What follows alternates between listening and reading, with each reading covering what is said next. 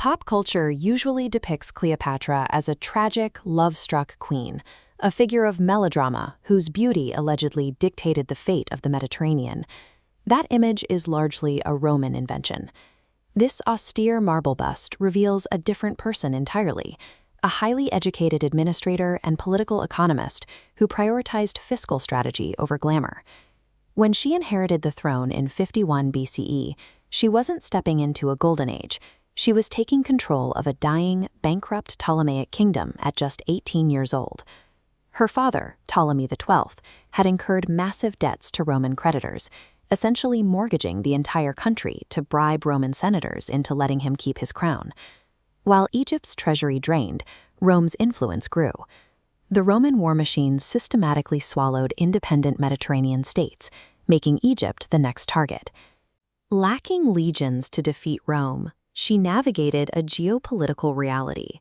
Her kingdom was an isolated asset, completely surrounded by Roman power.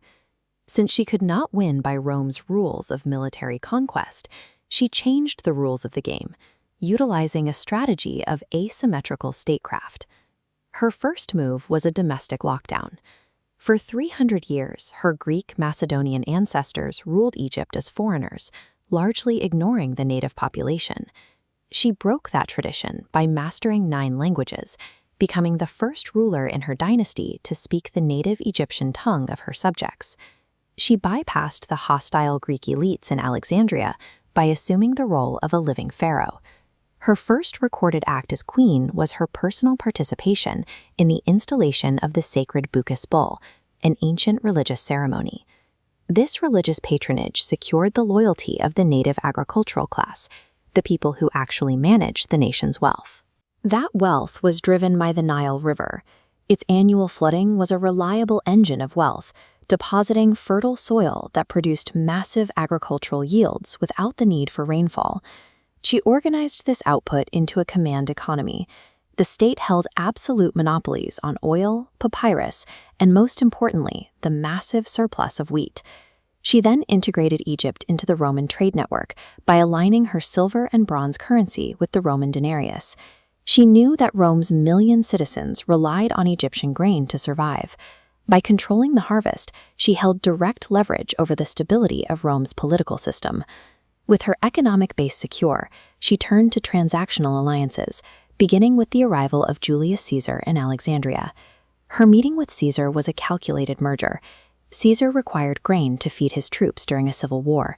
She provided those supplies in exchange for the Roman military muscle needed to defeat her brother. Years later, she utilized the same transactional strategy with Mark Antony. Antony required her liquid wealth and agricultural surplus to fund his military campaigns in the East. She demanded a high price for her support, the legal return of lost territories like Syria and Phoenicia to Egyptian control. Their partnership was minted state policy, visible on the currency of the era. These associations were calculated geopolitical transactions. She used grain and gold to purchase security and expand her empire. For 20 years, this strategy kept Egypt sovereign and turned it into the wealthiest independent kingdom on the Mediterranean. This leverage eventually became a threat to Rome. A new rival, Octavian, realized a foreign queen was holding the Roman food supply as a bargaining chip. To justify war, Octavian launched a PR campaign, labeling her a barbarian sorceress and a whore to obscure the economic reality of the conflict. Following her military defeat at the Battle of Actium and her subsequent suicide, the Ptolemaic dynasty ended. When Octavian became the Emperor Augustus, his governance was defined by his response to her tactics. He turned Egypt into his personal property rather than a standard province.